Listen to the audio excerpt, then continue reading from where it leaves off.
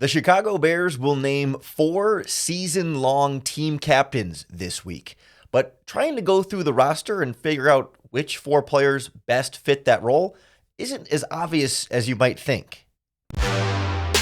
You are Locked On Bears, your daily Chicago Bears podcast.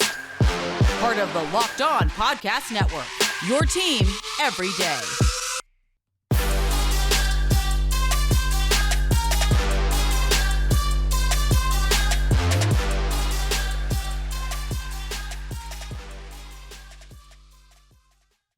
This is Locked On Bears, and I'm your host, Lorin Cox. I'm here to bring you your daily, in-depth Chicago Bears news and analysis. You can follow me on Twitter at CoxSports1. You can follow the podcast on Twitter at Locked On Bears. You can like Locked On Bears on Facebook. Join the Locked On Bears Facebook group for even more Bears talk. And make sure you hit that subscribe button on the Locked On Bears YouTube channel to keep up with all of our video podcasts. Thanks for making the Locked On Bears podcast your first listen today and every day. Here on the Locked On Podcast Network, we are your team every day. Today's episode of Locked On Bears is presented by PrizePicks. PrizePicks is daily fantasy made easy. Pick 2 to 5 players, and if they score more or less than their PrizePicks projections, you can win up to 10 times your money on your entry. First-time users can get a 100% instant deposit match up to $100 with promo code LOCKEDON. That's prizepicks.com, promo code LOCKEDON. On the show today, we get into Bears' new team captains, trying to figure out who the 4 season-long captains are going to be.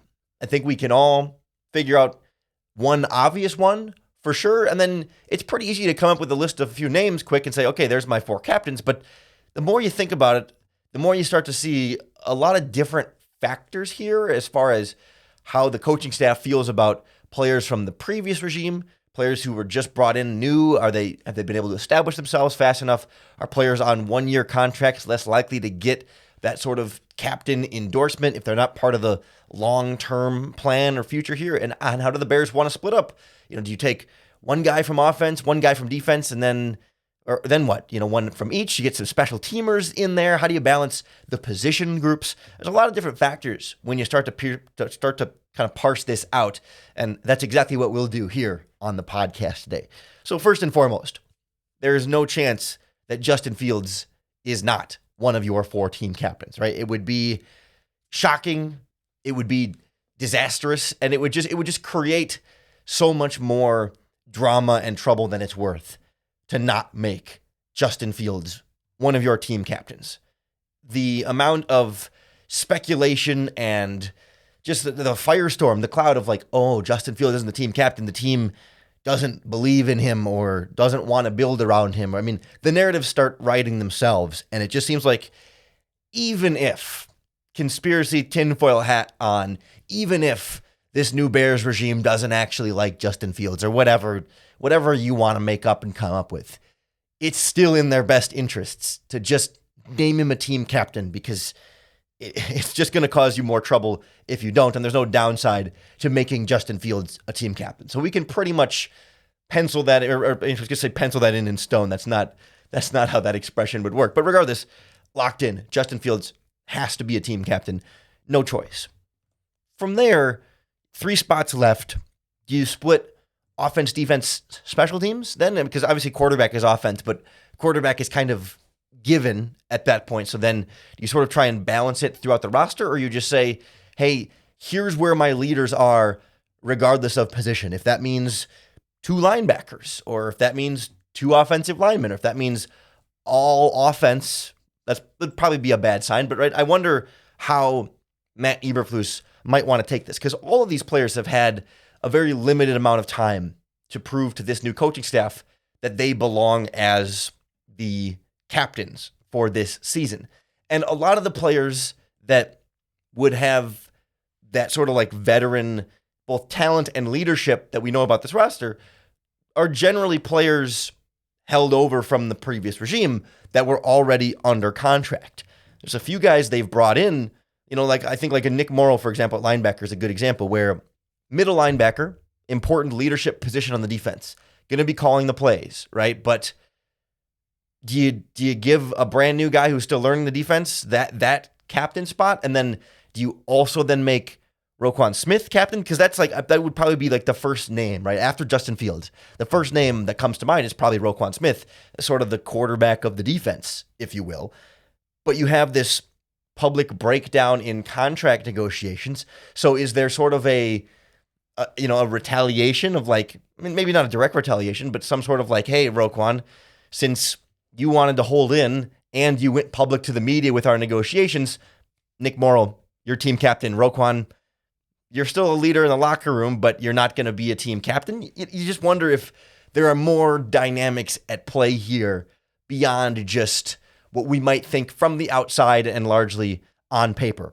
I also think it's probably smarter for the team just from a goodwill and negotiating standpoint to just make Roquan Smith a team captain, because if you intentionally don't make Roquan Smith a team captain, you're going to create questions and firestorms and negative PR in similar ways to the Justin Fields thing. I think to a lesser degree, but still would cause, I think, more problems than it's worth to intentionally not make Roquan Smith one of these season-long team captains, because he is already a leader on this defense and a player who's stepping into that bigger role with the likes of Danny Trevathan, Akeem Hicks, Khalil Mack gone, the main veterans from that front seven gone.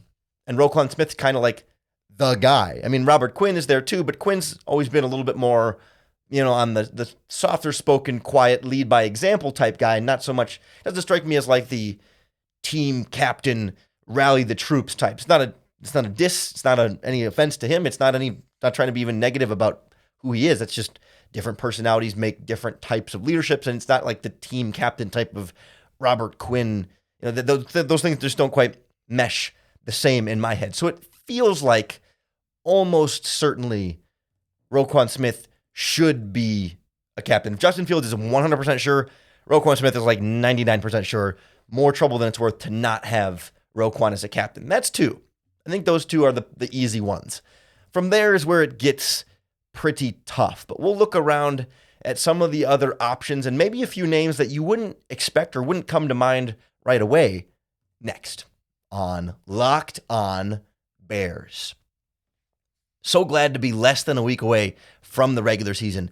And if you want to make your Sunday even more fun with Bears 49ers this weekend, then you got to try out our friends at PrizePicks. It's the best form of daily fantasy I have come across. It's super fun. What you do is, it's not like regular daily fantasy. You're not playing against other people. You're playing against the house. So you always are in full control. What you do is you pick 2 to 5 players, and if they'll go more or less than what their PrizePicks projections are, and you can win up to 10 times back on your money on any entry. Looking at Bears 49ers, one I love on PrizePicks right now, it's combined touchdowns, passing, rushing, and receiving. Justin Fields, over under 1.5 touchdowns against the 49ers. I have a feeling he'll between his legs and his arm, he could get in that end zone twice in that 49ers game. Even if the Bears don't win, right? It's just 1.5 touchdowns. It's all you need to get over. I would definitely take Fields there on the over at PrizePicks. PrizePicks offers projections not just for the Bears, not just for professional football, but NBA, MLB, NHL, golf, college sports, soccer, WNBA, esports, NASCAR, tennis. I mean, you name it, they've got it at PrizePicks. You can make entries in 60 seconds or less. It's super easy. And when you want to pull your money out, it's safe and fast withdrawals. They're currently operational in over 30 states and Canada. So download the PrizePicks app or go to prizepicks.com to sign up and play daily fantasy sports. First-time users can get a 100% instant deposit match up to $100 with our promo code LOCKEDON. You deposit $100, PrizePicks will give you an extra $100. You deposit $50, PrizePicks gives you $50. Don't forget to enter that promo code LOCKEDON to sign up for an instant deposit match up to $100 at prizepicks.com. We've got our 2 obvious team captain picks, Justin Fields and Roquan Smith. It wouldn't be smart, I think, to leave either of those guys off the team captain spot for reasons even that go beyond just their pure leadership on the field, but they also really fit that role. From there, it's a little bit harder of a split because you got a number of guys on both sides of the ball that are like veterans. They check the team captain type of box, but they don't stand out as like must be team captain type. Like when you think of like who you would name as a season-long team captain after, the quarterback of the offense and the literal quarterback of the offense, and then the metaphorical quarterback of the defense, right? You want a guy who's been productive. He's talented. He's one of the better players on the team. He's been around the league and the team for at least a little while, ideally, but if not, at least he's been around the league a little while. He's you're not going to make a rookie a team captain, especially, in rare circumstances, top draft picks maybe, but the Bears don't really have like Brisker or Kyler Gordon are promising young players, but not like team captain as a rookie type player. So probably not going to be a rookie, probably not going to be a second-year player. They have to be at least a couple of years in the league, maybe ideally around these teammates for more than just this training camp so far, but not exclusively because there's been so much turnover. You could have new players coming in as captains, and you want them to be decent quality players as well. And all of a sudden that makes it a much bigger list. Like you look across the offense. If you have Fields as sort of your quarterback captain, Roquan as your defense captain, if you're trying to have like an offense and a special teams, right? Offense, of course, like David Montgomery, make a lot of sense.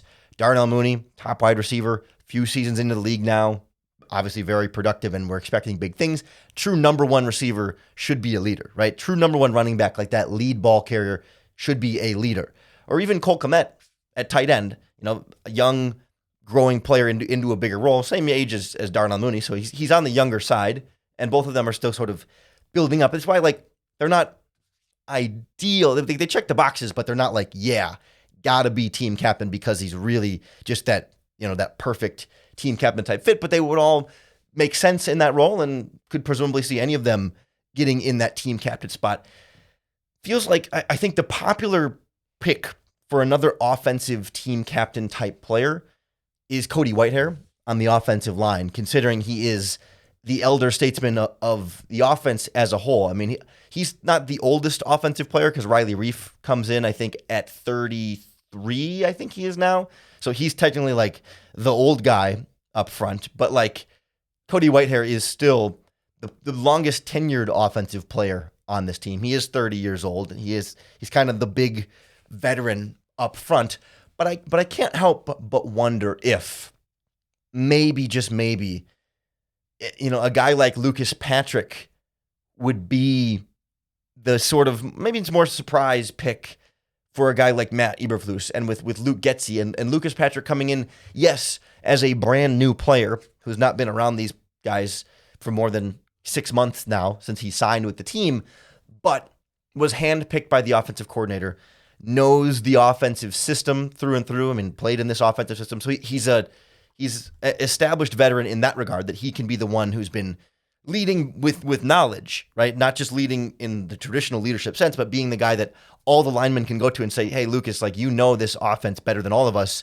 Well, how do I do this? How do I do that? And like naturally that knowledge plus being a center in the middle of the offensive line and calling out the protections makes you a fairly natural leader type position. Now, he's 29 years old. He's been around the block. He's been mostly around Green Bay, but he's had some time in this league. But at the same time, not only is he brand new to the Chicago Bears, but he hasn't really been practicing, right? He just returned to practice this week and is expected still to then start week 1 on this offensive line, to be determined if it's at guard or center. And you can be sure, as we learn more about that throughout this week, we will be talking about it here on the Locked On Bears podcast. It's still all speculation as of Monday night when I'm recording this podcast, so we don't know exactly what it's going to look like.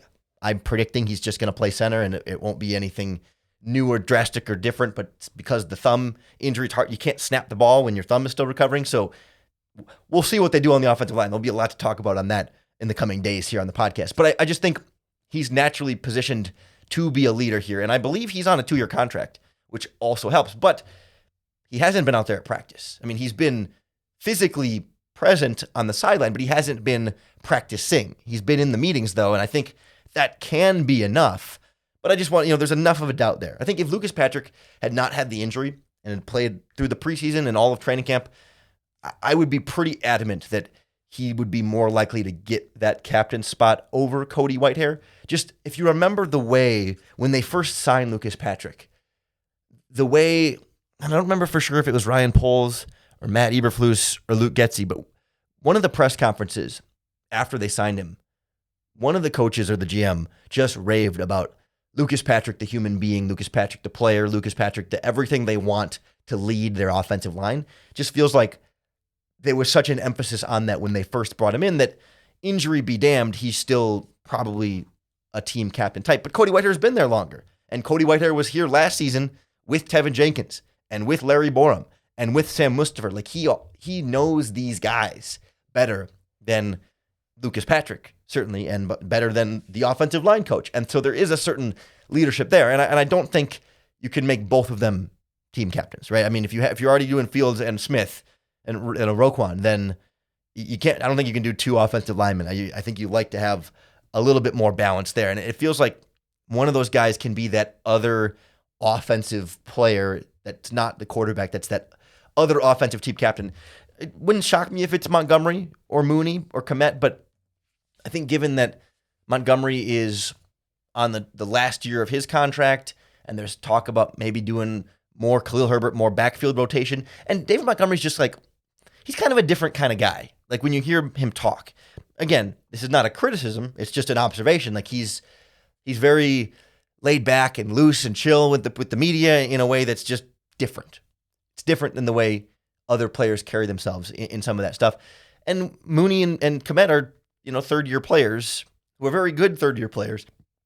But I just wonder if they're fully immersed in that like next level leadership type role. I think they're leaders at their positions, but like team captain level leaders or still young ascending players that everybody likes and gets along with, but not quite big boy shoes, big boy pants, leadership at the front of the room type, like front of the team, front of the tight end room, sure. Front of the wide receiver room, sure. Front of the team, I don't know. We're not in that locker room, but that's why it feels like it'll either be Whitehair or Lucas Patrick. And given that Whitehair's a holdover and Patrick's the guy that they chose to bring in and seem to love, but if Patrick's not going to start or whatever his hand injury is, like that's the one that's a true, toss up between two guys there. I'd love to hear what you think. And if you let us know on Twitter at Locked On Bears or in the comments on the Locked On Bears YouTube section, not only what you think about Whitehair versus Patrick, but who you think these four captains should be at all. We'd love to hear from you anywhere or Locked On Bears Facebook group, Locked On Bears on Facebook as well. I want to get your thoughts on this. But I think there's also some sneaky picks here for that other team captain spot, whether the Bears want to make it a pure special teams player or more of like a crossover, a player who may do a little bit of position play and special teams, or whether they just want to say, no, screw it. We don't even need a purely special teams guy. Let's just get our four main leaders, regardless of where they line up. There's a few other names that we haven't talked about yet that I think would be pretty prime candidates. It's a little tough to kind of sort out next on Locked On Bears.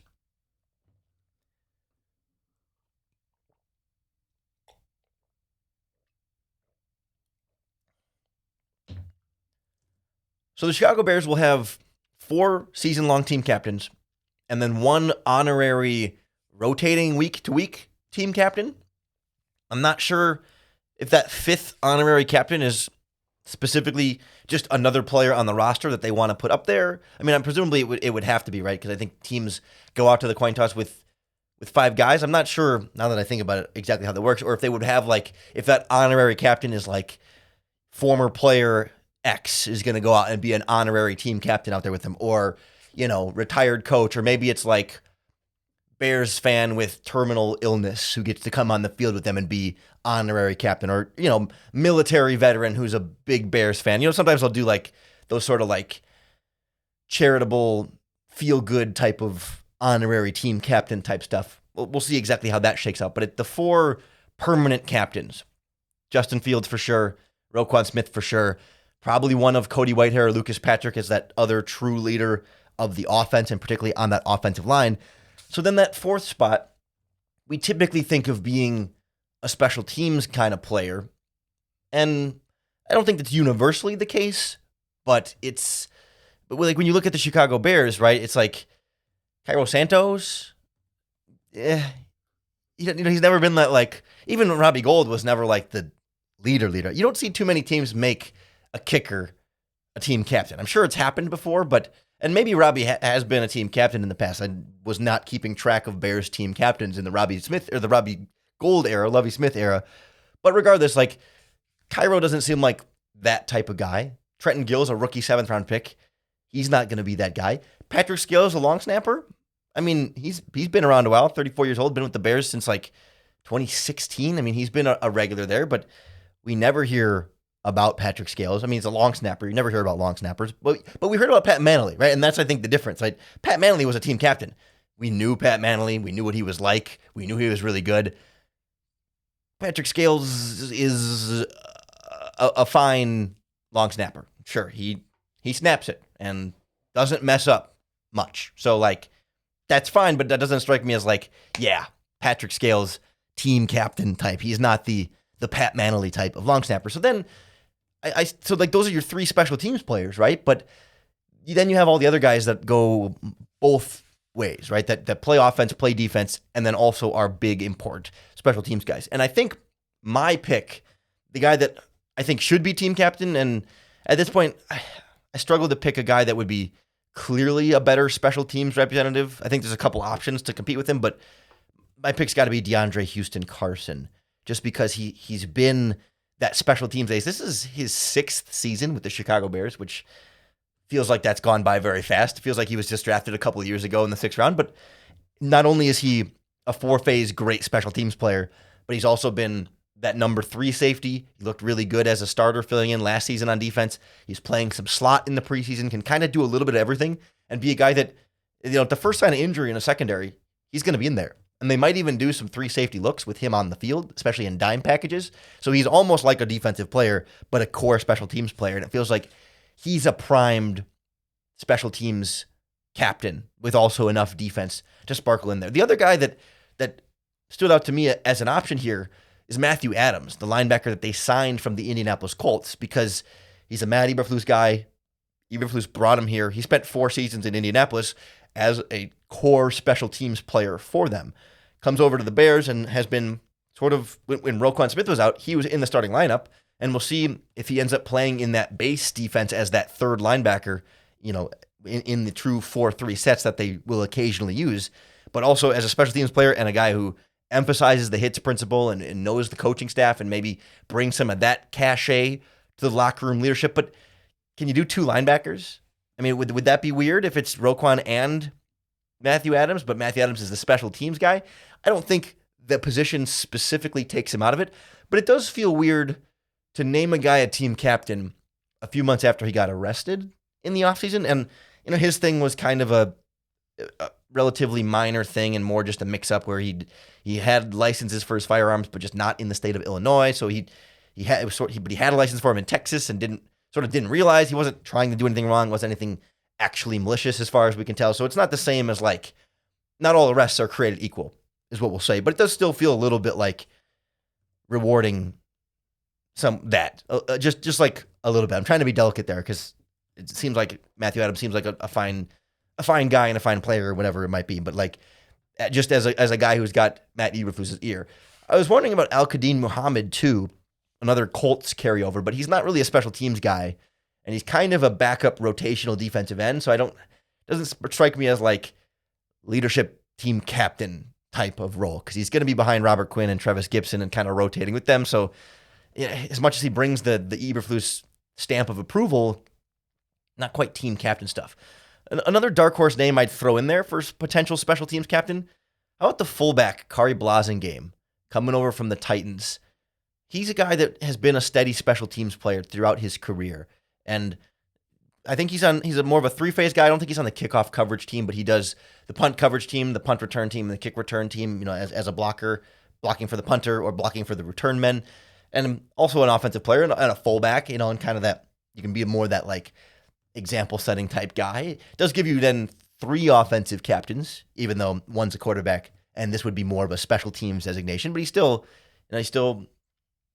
would, give off sort of that type of appearance. And I don't know, does a fullback strike you as a big leader? Maybe he's a big leader in the huddle on special teams, right? We just don't know what the special teams huddles will quite look like. But there's not a lot of those guys that check the boxes of that we were talking about earlier, because so many of your special teams players are going to be new players or, undrafted free agents, rookies, and recently signed guys. It's going to be the 7th round pick Elijah Hicks at safety, the undrafted free agent cornerbacks they got, Jalen Jones and Josh Blackwell. It's going to be, Amir Smith-Marset that they brought over from the Vikings, potentially doing some special teams for them, or Trevin Wesco, the tight end they just signed on waivers, like Treston Ebner, Jake Tongas. Like, I don't think you're going to make any of those guys special teams captains. So then again, do you just like skip the specific special teams designation and go like 2 offense, 2 defense? You go Fields and Lucas Patrick, and then you go Roquan Smith and Jalen Johnson, Roquan Smith and Eddie Jackson. You know, like, you just pick a purely